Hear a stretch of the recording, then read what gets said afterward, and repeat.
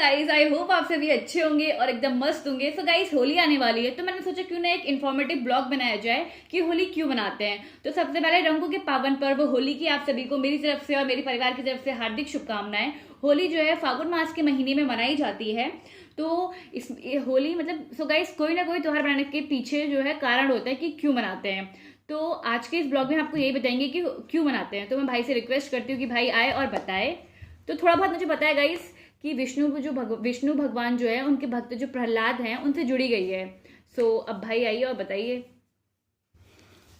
Hello guys, welcome on our YouTube channel. So जैसा कि नैना ने आपको बहुत सारी जानकारी दे दी कि फागुन मास में मनाई जाती है और कोई ना कोई कारण होता है त्यौहार मनाने का। तो और हम लोग हिंदू लोग हैं और हमारे और किसी भी धर्म में कोई भी त्यौहार जो आज हम मनाते हैं तो उसके पीछे कोई ना कोई एक कहानी होती है, कोई पौराणिक कथा होती है। तो इस त्यौहार को मनाने के लिए भी एक पौराणिक कथा होती है। हिंदू लोगों का बहुत ही पावन और पवित्र पर्वों में से एक आता है होली, जिसमें हम रंगों के माध्यम से होली खेलते हैं और एक दिन पहले होलिका दहन करते हैं। तो मैं आपको कहानी शुरू कर देता हूँ। कहानी में मुख्यतः 2 या 3 पात्र हैं। 3 पात्र हैं, एक राजा हिरण्यकश्यप, दूसरे उनके पुत्र प्रहलाद और राजा हिरण्यकश्यप की बहन होलिका। तो मैं आपको शुरू कर देता हूँ कहानी यहाँ से। तो जो भगवान ब्रह्मा हैं उनकी तपस्या करते हैं राजा हिरण्यकश्यप। तो राजा हिरण्यकश्यप की तपस्या से प्रसन्न होकर ब्रह्मा जी उनको वरदान देते हैं। वो ब्रह्मा जी से वरदान मांगते हैं कि ना मैं सुबह मरूं, ना मैं शाम में मरूं, ना मैं रात में मरूं, ना मैं घर में मरूं, ना मैं बाहर मरूं। ऐसा उन्होंने वरदान मांगते हैं। ना मुझे कोई पक्षी मारे, ना मुझे कोई जीव मारे, ना कोई जंतु मारे। तो ये वरदान उन्हें ब्रह्मा जी दे देते हैं। उसके बाद होता क्या है, जैसे कि रावण ने भी अपने वरदान का गलत मिसयूज़ किया था वरदान का। ऐसे ही इन्होंने भी अपने वरदान का मिसयूज़ किया, लोगों को डराया धमकाया, जैसे एक पावर का मिसयूज़ जिसे कहते हैं। तो नैना, तुम्हें क्या लगता है, पावर का मिसयूज़ करना अच्छी बात होती है? नहीं, अच्छी बात होती है ना। तो ये आज के टाइम पे भी कुछ लोग करते हैं अपनी पावर का मिसयूज़ और कुछ लोग सदुपयोग भी करते हैं। तो ऐसे ही राजा हिरण्यकश्यप ने उस टाइम पे किया, तो जिससे लोग परेशान हो गए। वो जबरदस्ती भगवान, अपने आप को भगवान बनाना चाहता था। वो लोग भगवान विष्णु की पूजा करते थे या किसी अन्य देवता की पूजा करते थे, बट वो चाहता था कि लोग उसकी पूजा करें, है ना। तो बट जो लोग उसकी पूजा नहीं करते थे वो उनको मरवा देता था या उनको कठोर तपस्या या परिश्रम करने पर मजबूर कर देता था। तो कुछ टाइम बीता। उसके बाद कुछ टाइम बाद उनका एक पुत्र हुआ प्रहलाद। जो प्रहलाद जी थे वो भगवान विष्णु के परम भक्तों में से एक हैं, है ना। तो ये कहानी उन्हीं से जुड़ी है। तो जब उन्होंने देखा कि उनका खुद का पुत्र जो है भगवान विष्णु की भक्ति में लीन है, उन्होंने अपने पुत्र को काफ़ी बार समझाने की कोशिश करी, है ना। जैसे कहते हैं शाम दाम दंड भेद, हर चीज़ से उन्होंने समझाने की कोशिश करी कि बेटा तुम मेरी भक्ति करो। जैसे एक पिता, मैं अपने पुत्र से कह रहा हूँ कि भाई आप मेरी भक्ति करो, है ना, भगवान की भक्ति मत करो, जो ये की गलत बात है बिल्कुल, है ना, क्योंकि भगवान सब सर्वोपरि है। तो ऐसे उन्होंने प्रहलाद को समझा, बट प्रहलाद नहीं समझा। प्रहलाद फिर भी विष्णु जी के ही भक्त थे और उनकी ही भक्ति में लीन रहते थे। तो उन्होंने देखा कि अब क्या किया जा सकता। तो उन्होंने काफ़ी बार प्रहलाद को पहाड़ से गिराया या कुछ और भी चीज़ें की, लेकिन भगवान विष्णु के भक्त होने, जो भगवान का भक्त होता है उसका कोई कुछ नहीं बाल बाका कर सकता है ना, अगर उसकी सच्ची श्रद्धा है। तो ऐसे ही प्रहलाद जी का कुछ नहीं हुआ।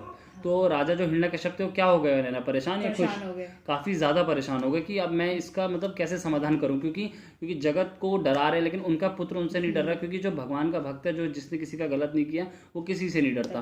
तो प्रहलाद जी, तो ऐसी फिर उनकी बहन एक दिन आई जिसका नाम क्या था नैना? होलिका था। हाँ, तो जैसे होलिका दहन जो आप लोग करते हैं ना एक दिन पहले, तो वो होलिका का ही दहन होता है। तो उनकी बहन उनसे आती है, वो उनसे चर्चा करती है, वो जानती है, जैसे हर एक बहन अपने भाई का दुख जानना चाहती है। जैसे मेरी कल को बहन है ये, तो कल को मुझे कोई दुख होगा तो मैं इसे शेयर करूंगा।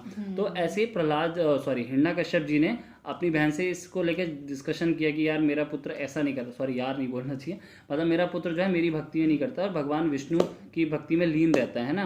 तो हिरण्यकश्यप ने डिस्कस किया जब अपनी बहन से, तो उनकी बहन होलिका ने कहा, होलिका को एक वरदान था कि वो आग में नहीं जल सकती, है ना। तो कुछ कथाओं में ऐसा है कि होलिका को मतलब ऐसा कपड़ा था उसके पास जो आग में लेके जिसको ओढ़ के बैठ सकती थी, तो उससे नहीं जलेगी, या कुछ वरदान था उसको। तो उसने अपनी भाई के संग और भाई बहन ने मिलके, हिरण्यकश्यप और होलिका ने मिलके योजना बनाई कि हम प्रहलाद को मैं प्रहलाद को लेके अग्नि में बैठ जाऊंगी और वो जल जाएगा, है ना। तो हुआ यही। तो सारी व्यवस्थाएं की गई। हिरण्यकश्यप के द्वारा एक आग की चिता लगाई गई जिसपे वो हिरण्यकश्यप की बहन थी होलिका, वो भगवान विष्णु के परम भक्त प्रहलाद को लेके गोदी में बैठ गई, है ना। तो कुछ कथाओं में ऐसा कहा जाता है कि उन्होंने, वो जो होलिका थी, उन्होंने वो कंबल ओढ़ लिया था जिस कंबल पे उन्हें वरदान था, है ना। तो वो उसको लेके बैठ गई। तो हुआ ये कि हवा चली और वो कंबल उड़ के भगवान विष्णु के परम भक्त प्रहलाद जी पर आ गया, जिससे वो बच गए और होलिका का जल गई, मतलब तो होलिका उस आग में जल गई। तो ये त्यौहार कहीं ना कहीं बुराई पर अच्छाई की जीत का एक प्रतीक है ना। तो नैना आपको क्या सीखने को मिला इस त्यौहार से? मुझे ये सीखने को मिला कि मतलब ऐसा जो भगवान जी की पूजा करनी चाहिए, पूजा करते हैं उनको भगवान अभी हमेशा अच्छा ही करता है। अच्छा ही करते तो मैं एक चीज़ पूछना चाहूँगा नैना से, क्विज जैसे आप लोगों से भी पूछूंगा, आप लोगों से दूसरा क्वेश्चन, नैना से एक क्वेश्चन, क्योंकि कहानी कितनी कॉन्सेंट्रेट होकर सुनी है इन्होंने, क्योंकि बहुत मैंने नेचुरल वे में आपको कहानी बताई है। So Naina, are you ready for the question? हाँ, रेडी। सो मेरा एक ही क्वेश्चन है कि जो भगवान विष्णु के परम भक्त थे उनका क्या नाम था? प्रहलाद। बहुत सिंपल क्वेश्चन। अब आप लोगों के लिए एक क्वेश्चन है मेरा।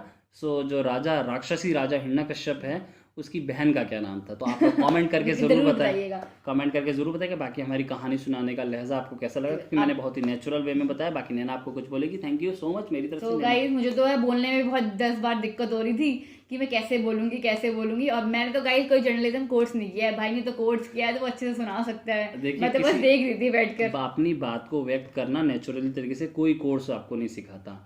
आपको नेचुरली जितना रह के आप व्यक्त कर सकते हो वो आप किसी भी माध्यम से कर सकते हो, कोई भी कोर्स कर सकते हो, है ना।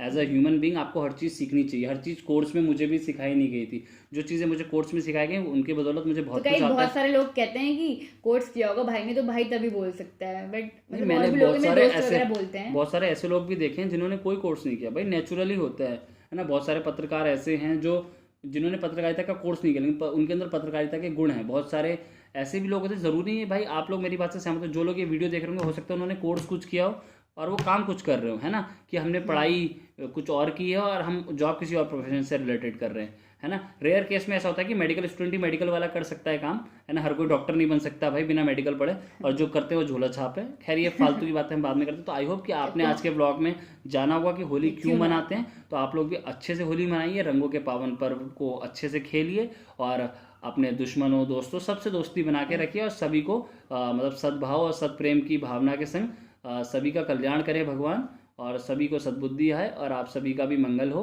बस यही आशा कामना है। और आप हमारे चैनल पर भी बने रहिए और प्यार देते रहिए। धन्यवाद। जय हिंद, जय भारत, नमस्कार। होली हैप्पी होली।